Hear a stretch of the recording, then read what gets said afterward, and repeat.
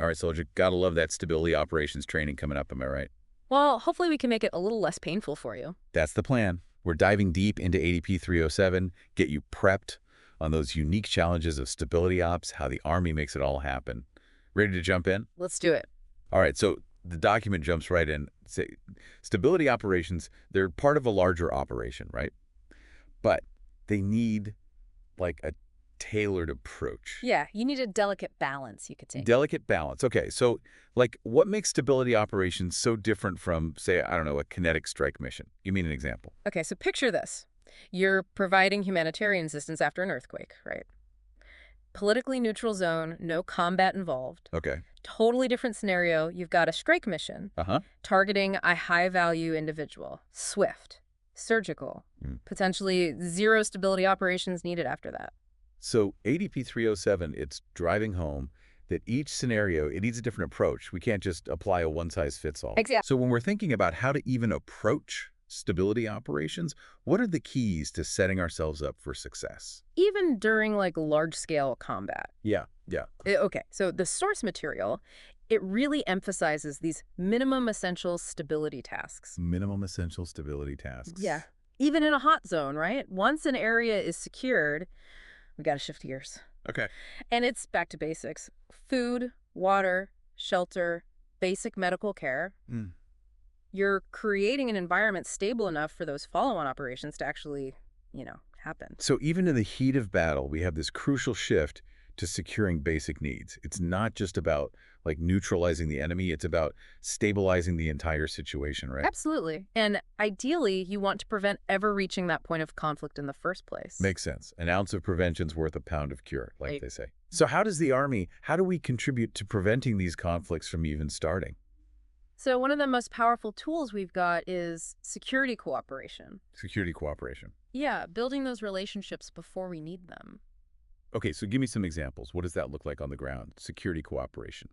So think like multinational training exercises, Okay. security assistance programs, counter-drug operations. It's all about building trust and stability proactively, getting ahead of the problem. So building those international partnerships, that's key. We're kind of like presenting a united front. It's like saying, hey, aggression, not going to fly here. Right. But obviously, even with the best prevention, sometimes conflict, it's unavoidable, and that's where peace operations come in. Exactly. And it's key to understand peace operations, it's not just one thing, It's not a one-size-fits-all. ADP 307, it lays out 5 different types of peace operations. Each one has a specific role to play. Okay, so let's break those down. What are the 5 flavors we're talking about here? All right, so we've got peacekeeping, we've got peace enforcement, we've got peacemaking, we've got peace building, and lastly, conflict prevention. Okay, that's a mouthful. It is. To make it a little easier to digest, maybe let's dive into a real-world example of each one. Yeah, let's do it. Examples make it stick. Okay, so first up, peacekeeping. You've got UN forces, they're monitoring a ceasefire line, let's say in Cyprus, making sure both sides are sticking to the agreement. Just keeping the peace, keeping an eye on things. Yep. Gotcha. Okay, so that's peacekeeping. It's about maintaining a fragile peace, right? What about peace enforcement? When does that come into play? Peace enforcement, that's where you need a bit more, teeth. Think back to interventions that the UN Security Council authorized, like Bosnia in the 90s. Right. The mission there, it involved protecting civilians and, using force, or at least the threat of it, to create an environment where peace could even be possible. So it's about like establishing the conditions for peace, not just keeping things from boiling over. Right, exactly. Okay, got it. Now, what about peacemaking? That sounds a lot more diplomatic. It is. Peacemaking, it's all about diplomacy. Think about negotiations led by international organizations, maybe even just individuals, to bring warring parties to the table. Do you even get them to sit down and talk? Yeah, to find some common ground, however impossible it seems, and hammer out agreements. It's like those historic handshakes you see after years of conflict. Peacemaking. It's the diplomacy, the hard work that gets us there. Exactly. All right, what about peace building? That sounds like it's about creating a lasting peace. What does that actually involve? That's exactly it. Peace building, it's all about tackling the root causes of the conflict. We're talking about rebuilding shattered institutions, getting societies back on their feet. Think post-conflict reconstruction, economic development, even promoting reconciliation between communities that have been divided for, sometimes generations. So long game Long game with peace building. Absolutely. It's a marathon, not a sprint. All right, and then the last one you mentioned, conflict prevention. Sounds a lot like, well, preventing things from blowing up in the first place. Exactly, you're catching on. Think about those diplomatic efforts to cool down tensions between nations that are, on the brink or even deploying forces, but as a deterrent to aggression. Muscle flexing, but for peace. In a way, yeah. And remember all that security cooperation stuff we talked about earlier? Yeah. That plays a huge role in conflict prevention, too. So it's all connected. Exactly. It's about being proactive, not reactive. I like that. But even with all the prevention in the world, sometimes you hit those unavoidable transitions within a mission. ADP 307, it dives into those as well. What do we need to know about navigating those choppy waters? Transitions, man, they're tough. By their very nature, they introduce vulnerabilities. Think about a relay race. Okay. That moment of handover, it is critical. You don't want to drop the baton. In stability operations, a transition could be anything. It could be a change in the mission. It could be a shift in who's got the authority. Even just handing control over to a whole other entity. And if that handoff isn't perfect, things can fall apart really quickly. Exactly. You've got to maintain that momentum. Can't let any gaps open up where the situation could go south. These things, they require meticulous planning and execution. It's got to be seamless. Absolutely. So when we're talking about this transfer of control, who are the players at the table? Who are we potentially handing the reins over to? It really runs the gamut, depending on the situation. You could be transferring from U.S. forces to another multinational force. It could be a civilian organization like the UN. It could be a U.S. government agency taking over. Or, and this is the ultimate goal, it could be handing control back to the host nation. Right, because they're the ones who need to ultimately be in charge of their own security. Exactly. So when we talk about handing control back to the host nation, something called security sector reform comes up a lot. SSR. What's the deal with that? Right. So SSR, it's all about the long game. We're making sure that the host nation, they can handle their own security once we pack up and head home. Okay, I like it. We're talking about their military, their police, the courts, the whole 9 yards. So we're not trying to impose our system on them. We're empowering them to secure their own future. Exactly. It has to be tailored to them, their culture, their needs. And one of the most critical pieces of that, it's something called DDR, disarmament, demobilization, and reintegration. I've heard that one thrown around, DDR. Break that down for me. How does that all fit in with SSR? All right, so picture this. A nation just torn apart by civil war. The fighting's over. Everyone's trying to, pick up the pieces. But you've got thousands of ex-combatants. They've got weapons, and they don't really have anywhere to go, nothing to do. A recipe for disaster. Right? So DDR is all about getting those ex-combatants to lay down their arms. It's about providing support, job training, counseling, giving them the tools they need to actually reintegrate back into civilian life. So we're breaking the cycle of violence. We're giving people a path to a new life. It makes a lot of sense, but how does it tie into the bigger picture of security sector reform? Why is DDR so important for that to be successful? Because if you don't deal with these former fighters, they can very easily become a source of instability down the line. Imagine you put all this effort into rebuilding a nation's police force, right? And then boom, they're being undermined by an ex-militia that's heavily armed and not too happy with the new status quo. Yeah, not good. DDR is about mitigating that risk. It's about building a foundation of security where a nation can actually rebuild and hopefully prosper. It's like building a house on sand versus building it on bedrock. Exactly. You get it. So DDR, it's critical. But it's just one piece of the puzzle when we're talking about security sector reform. What other moving parts do we need to be aware of? It goes way beyond just rebuilding armies and police forces. You need good governance. You need a strong rule of law. You need a justice system that's actually, equitable, effective. We're talking a whole of government approach. It sounds like a long and complex process, and it probably looks different in every situation. It definitely does. One size does not fit all. Okay, so we've covered a lot. But are there other types of operations, beyond just SSR and peace operations that we should have on our radar when it comes to stability operations? Oh, absolutely. ADP 307 goes through several. We probably don't have time to deeply unpack them all here. Fair enough. But it's good to at least have them on your radar. Yeah, absolutely. Give us the lay of the land. What else is out there? Okay, so first up, you've got foreign humanitarian assistance. That's about providing aid in a crisis, right? Yeah. Natural disasters like earthquakes or even man-made crises. Think large-scale relief efforts. Food, water, shelter, medical care. It's about showing up and saying, hey, we're here to help. Yeah, That can go a long way. it can. And then you've got foreign internal defense, FID for short. FID. Okay. This one's all about helping a partner nation defend itself, but from internal threats. Think insurgencies, terrorism, drug trafficking, that kind of thing. So we're helping them build their capacity to handle their own security, right? Exactly. FID could be anything from training their military or police forces to sharing intel, even helping them come up with counterinsurgency strategies that work for their specific situation. And this is where IDED comes in internal defense and development. Okay, another acronym. Hit Mhm. me. ID Day. How's that different from FID? Are they the same thing? Good question. IDEA is actually a part of FID. It's about recognizing that security, it's not just about, guns and soldiers. Right. It's also about addressing those underlying conditions that make a nation vulnerable in the first place. So things like poverty, lack of education, Mhm. social inequalities, those issues that can, really fuel unrest and conflict. Exactly. It's a more holistic approach. You can't just shoot your way to stability. You got to create a more resilient society, one that can handle those shocks and address those grievances peacefully. Makes a lot of sense. Yeah. All right, so we've got FID, we got IDAY. What else is there? Okay, ADP 307 also goes into counterinsurgency. COI? Koyine, yeah, I've heard of that. This one's more specific. It's about fighting an insurgency, but also addressing those root causes that allowed it to take hold in the first place. So it's not just about, like, neutralizing the enemy. It's about winning over the population, too. We've seen this play out in a lot of different conflicts.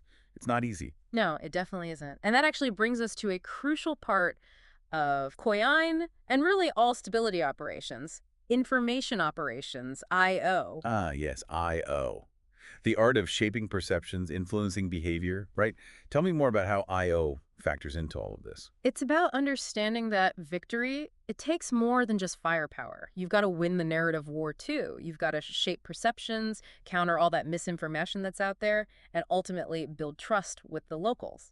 Because at the end of the day, you want the people on your side. Yeah. You don't want to be seen as an occupying force. Yeah, exactly. You want to be seen as, the good guys. Right, a force for good. So yeah, IO is about engaging with the media, using social media strategically, and probably most importantly, making sure that what we're doing out there actually lines up with the message we're putting out. Walk the walk, don't just talk the talk, right? Exactly. Can you give me an example of how IO would actually play out in a stability operation? Okay, so imagine this. Your unit, they spend the day distributing aid after a natural disaster, right? Totally noble. But what happens if the local news is filled with stories about civilian casualties, property damage, whatever, all caused by your forces? Oh, even if it's not true, that's going to hurt. Right, and it might be fueled by enemy propaganda too. All that aid, all that goodwill, it gets overshadowed. So IO in that situation, it's about getting your message out there, countering those negative narratives, being proactive about building those relationships. Transparency, accountability, it all matters. And speaking of protecting civilians, ADP 307 really hits on that as well. It's paramount. You can't talk about stability operations without talking about civilian safety. Absolutely. It's not just like a moral thing, it's strategic. It is. Harming civilians, even if it's an accident, it can derail the whole mission. So how do we balance those two things? Yeah. We got to achieve our objectives, but we also have to protect civilians, even when those two things might seem, I don't know, at odds. It's tough, no doubt. ADP 307, it lays out a two-pronged approach. First, we've got to minimize harm during operations. That means using force proportionally, taking every precaution to prevent civilian casualties. Right. And second, we've got to be proactive about protecting civilians, even if it puts our own forces at risk. So we accept a certain level of risk to protect innocent lives. It's a tough call, but it's the right call. We can't, in good conscience, put mission success over the safety of the people you're there to help. Exactly. We're not just there to win a war, we're there to build a lasting peace. And that means protecting civilians, it has to be a top priority. Absolutely. It's not just a box to check on a form. It's got to be central to everything we do. What about the use of non-lethal force? It seems like that's got to be a big part of this. Oh yeah, non-lethal force, it's essential. It gives us that flexibility to control a situation, de-escalate things without having to go lethal. So give me some examples. What are we talking about here? Think about crowd control. Maybe you use tear gas or rubber bullets to disperse a crowd that's getting hostile. Maybe it's just strategic positioning of troops as a deterrent. Sometimes just seeing a presence is enough. You don't even have to fire a shot. It's about demonstrating capability, resolve, but not immediately jumping to lethal force. It's about choosing the right tool for the job. Exactly. And in these environments, you got to remember, perception is everything. Every bullet you fire, even if it's justified, it can erode trust, it can undo progress. So having those non-lethal options, it gives us more flexibility. We can maintain order, protect civilians, and preserve those relationships that we've worked so hard to build. So it's not about being soft, it's about being smart. Exactly. It's about being adaptable and putting the mission, putting the people we're there to help first. Couldn't have said it better myself. Now, I imagine intelligence plays a big part in all of this, especially in the world of stability operations. It's got to be a different beast. You could say that again. Intelligence, it's the lifeblood of any successful stability operation. But getting that intelligence, it's a whole other challenge. How so? What makes it so different from, say, gathering intelligence for a conventional fight? In a conventional fight, you're usually focused on things like enemy positions, their movements, their tactics on the battlefield. But with stability operations, you're dealing with a way more nuanced, fluid landscape. Okay, so what kind of intel are we even looking for in a stability operations environment? You need a deep understanding of the human terrain. The human terrain. Yeah, the tribal dynamics, the political factions, who's got beef with who, what are the economic grievances that are really driving the instability. You got to know who the power players are, what motivates the people, what makes them tick. Without that, you're basically just stumbling around in the dark. You're flying blind. So it's about seeing the bigger picture. It's about understanding like the web of relationships and grievances that can make a place unstable. Exactly, and that's why good intelligence in these environments, it takes more than just traditional military intel gathering. You've got to understand the culture, the language, the customs. It's about building relationships, not just, collecting data points. But we're not just collecting data, we're trying to understand the human story behind the data. Now you're getting it. We've got to see the world through the eyes of the people we're there to help. Without that, our efforts are going to be, a lot less effective. A lot less effective. So let's talk about sustainment. Not the most glamorous part of military operations, I know. But man, is it critical, especially in stability operations. Am I right? You are absolutely right. You know what they say? Amateurs talk tactics. Professionals talk logistics. Truth. Sustainment, it is the lifeline of any military operation, but when you throw in the whole stability operations layer, it gets complicated. How so? What makes it different? Think about it. In a traditional fight, sustainment, it's mostly about getting your own guys what they need, right? Food, water, ammo, medical supplies. Makes sense. But in stability ops, sustainment, it takes on a whole other dimension. So we're not just applying our troops, we're thinking about the local population too, right? Bingo. We're often operating in places where the infrastructure's been wrecked by conflict, by disaster, whatever it is. People might not have access to even the basics, food, clean water, medicine. Right. And if those needs aren't met, things can go south really fast. So it's about preventing a humanitarian crisis at the same time you're trying to stabilize the security situation. It's a lot to juggle. It's a delicate dance, for sure. So yeah, sustainment in this context, it's about providing for those basic needs. It's about helping rebuild that essential infrastructure. And it's about setting up the host nation to eventually handle their own sustainment needs. So they can stand on their own 2 feet. Exactly. And that's a huge undertaking, but it's vital for our success. Absolutely.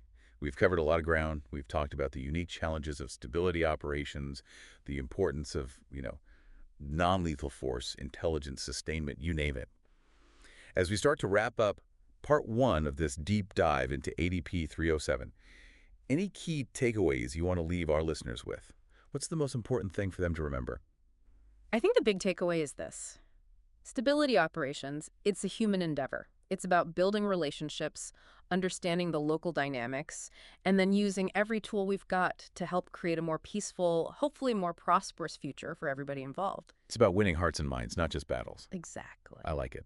Well, I want to thank you for lending your expertise to this conversation. It's been incredibly insightful. Happy to be here. And for all our listeners out there getting ready for that training, or maybe you're just looking to learn more about stability operations, we hope this deep dive into ADP 307 is giving you the knowledge, the tools that you need to navigate this complex world. Stay tuned for part 2, where we'll keep exploring this crucial document.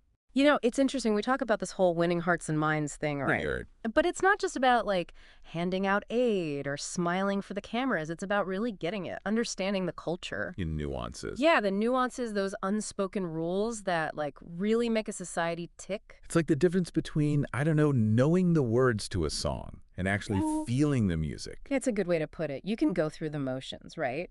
But without that cultural awareness, your actions, they might not have the impact you're hoping for. Or worse, they could backfire big time. Yeah, you could really step in it.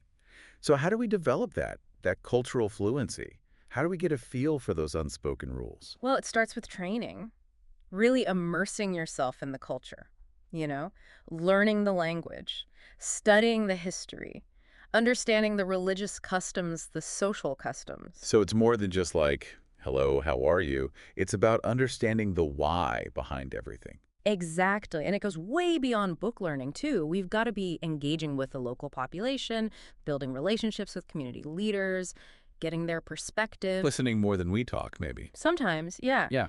Recognizing that we don't have all the answers. The best intel we get, a lot of times, it comes from those face-to-face conversations, from understanding the hopes and the fears and the aspirations of the people we're trying to help. It's that human connection, right? Exactly. Requires humility, Yeah. requires a willingness to learn. Now, let's circle back to something you mentioned earlier, the role of non-lethal force in all of this. Yeah. Can we, dive into that a little deeper? Sure, yeah. Non-lethal force, it's all about finding ways to control a situation without resorting to, deadly force, de-escalation. It's about giving ourselves more options, more tools to respond appropriately. Because things can change in a heartbeat. So it's not about being soft. No, not at all. It's about having more tools in the toolbox. Right. Exactly. In a stability operation, every bullet you fire, even when it's justified, it has repercussions. It can erode trust, inflame tensions, and ultimately it can work against what we're trying to accomplish. It can really undermine the whole mission. Yeah. So having those non-lethal options, it gives us more flexibility. We can respond to a wider range of situations, crowd control, detaining individuals, and we can do it without resorting to lethal means unless it's absolutely necessary. Give me some specific examples of those non-lethal tools. What are we talking about? Sure. So for crowd dispersal, you've got things like tear gas, pepper spray. To incapacitate someone, you might use rubber bullets, beanbag rounds. They can be really effective without, causing lethal injuries. Acoustic devices, those can be useful too. They emit those loud, disorienting sounds. And then, of course, there's always the good old-fashioned physical barriers, netting, vehicles, that kind of thing, to control movement, set up perimeters. It's a whole range of options, each one with a specific purpose. Exactly. And the key is choosing the right tool for the job. You got to factor in the size of the crowd. Are they hostile? How close are non-combatants? And what are we actually trying to accomplish here? Right. It's about making smart decisions that, minimize harm but maximize our chances of success. Exactly. What about the role of intelligence in all of this? How do we use intelligence to make sure we're employing non-lethal force effectively and responsibly? Great question. Intelligence is crucial here. Let's say you're dealing with a protest that's been infiltrated by, I don't know, a hostile group. Knowing who those people are, where they are, what they're armed with, it lets us target our response. Maybe we can isolate those individuals, detain them, without having to use those broader crowd dispersal techniques that might accidentally hurt innocent people. So it's about precision. Exactly. Using intelligence to apply that non-lethal force surgically. Minimize the collateral damage, maximize our effectiveness. You got it. And it's not just about preventing harm either. Intelligence can help us understand how people might react to different non-lethal options. What might work in one culture could be totally misinterpreted in another. Right. Cultural sensitivity is huge. What works in one place might not work somewhere else, and we're always going to be adapting our tactics based on those specific situations. Absolutely. The bottom line is our goal is to create an environment where people feel safe, where they can rebuild their lives, where they can hopefully prosper. And getting there requires a nuanced understanding of the environment, and it requires a commitment to putting the well-being of the people we're there to help first. I like that. Well said. And that commitment to the well-being of the people, it brings us to another important concept. Legitimacy. Right, legitimacy. In this context, it's about being seen as, the good guys, the rightful authority. Earning their trust, their cooperation. Exactly. It's not about just rolling in and throwing our weight around. It's about showing them through what we do, not just what we say, that we're there to help. Walk the walk, don't just talk the talk. It's about demonstrating that we're there to help, not to harm. Exactly. And building legitimacy, it's not a one and done kind of deal. It's constant. We've got to be thinking about how everything we do is perceived by the people we're there to help.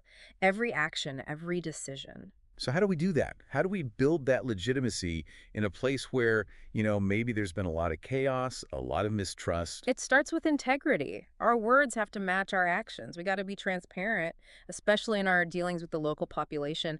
And when we mess up, which let's face it, everyone does sometimes, we got to own it. We got to be accountable. It goes back to that whole walk the walk thing. Show them, don't just tell them. Exactly. And it's also about respect. Respecting their customs, their traditions. We've got to be mindful of cultural sensitivities, and we got to avoid doing things that could be seen as disrespectful or insensitive. Do your homework, right? Exactly. You got to understand the culture you're operating in. So what else? What else contributes to building legitimacy? Relationships. Building strong relationships with the local leaders, the community members. We can't just operate in a bubble. We need to be talking to them, listening to their concerns, and working with them to actually address those needs. It's a partnership. It is. Not a dictatorship. Exactly. They're not just, beneficiaries of our assistance. They're partners in this whole thing. I like that. We're in this together. We are. And another thing to consider is the economic impact. We need to support local businesses whenever we can, create economic opportunities for the people who live there. So it's not just about providing aid or, security. It's about helping to build a sustainable economy, something that benefits everybody. Exactly. When people have jobs, when they can provide for their families, when they feel hopeful about the future, that's when you start to see real stability. Security and prosperity, they go hand in hand. They do. Now, before we move on, I want to circle back to something we've kind of touched on but haven't really dug into. Yeah. Understanding the history of a place. Oh, that's huge. You can't understand a conflict, a culture, a people without understanding their history. The past isn't just the past. It shapes everything. It shapes how people see the world. It influences how they act. And a lot of times it's at the root of the very conflicts we're trying to resolve. So we can't just show up with a plan. We need to show up with an understanding of where they're coming from, what brought them to this point. Exactly. Let's say you're deploying to a region that used to be under colonial rule. Okay. You're likely going to encounter some baggage there, right? Resentment, mistrust of foreign powers, even if your intentions are totally good.